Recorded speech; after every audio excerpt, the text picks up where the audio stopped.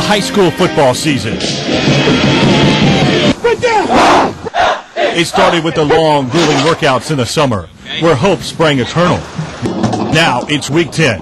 For some, it's the final game of a long campaign, a postponing of the inevitable end that's to come. Others are fortunate, having already punched their ticket for the playoffs. But what about those whose fate has yet to be determined? Whose summer sweat will turn to autumn tears? And who will get their chance to dream on? Those answers are coming up next on Operation Football. From WDTN, Dayton's NBC, this is Operation Football. Hello and welcome to Week 10 of Operation Football. Thanks for joining us. I'm Jack Pohl, and along with Hutch Donovan, tonight we will bring you highlights from some of the Miami Valley's biggest regular season finales as conference titles and playoff spots were on the line, and such was the case in our Friday night game of the week. That's right, Jack. The top 8 teams from each region will move on to the playoffs next week. The Butler Aviators entered the night 9th in their region and faced a must-win game at Trotwood, where the Rams were 7th in the region. Basically, the playoffs started a week early for these two teams. The emotions and energy brimming over in Trotwood. Rams running back Michael Shaw giving thanks before the game, and the Rams thankful to have number 21. On the opening drive, senior QB Dominic Britt up top, and check out the catch by Shaw, the senior coming up big on senior night. On the next play, it's Shaw on the ground, this time a 5-yard touchdown run, and the Rams had the early advantage.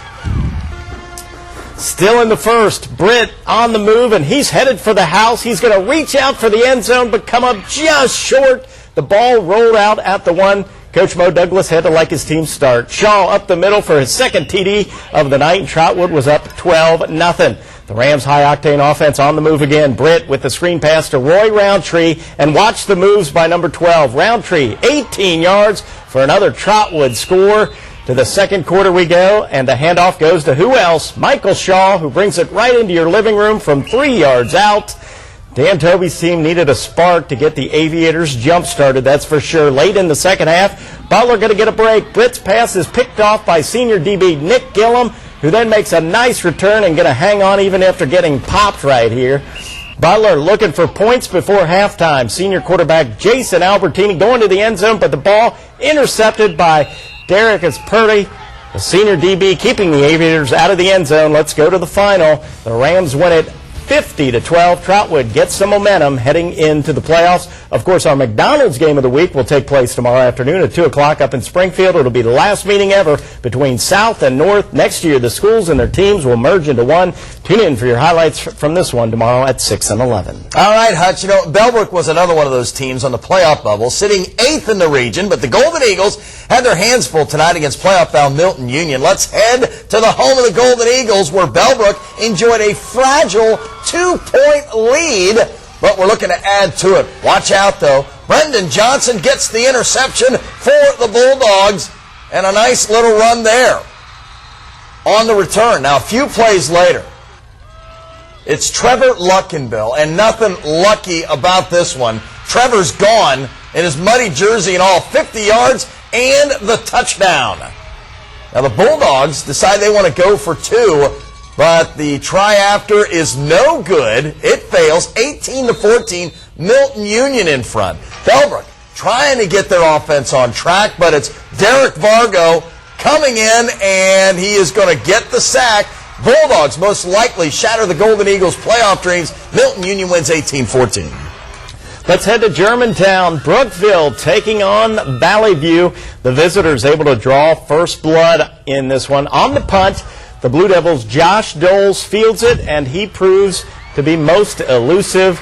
Doles returns it 62 yards for the touchdown, and the Devils jump out to the early 7-0 lead.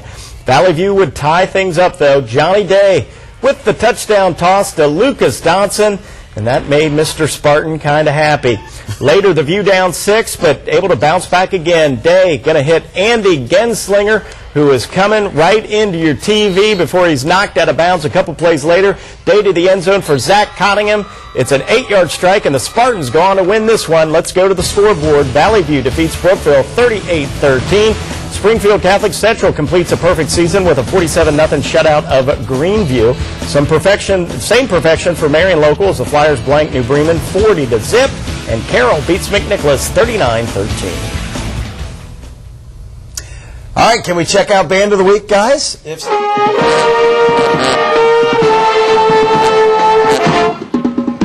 Congratulations to the Trotwood Marching Rams, our Operation Football Papa John's Band of the Week. Under the direction of Jason Shelton and Associate Director Cheryl Spencer, the Marching Rams are 50 members strong.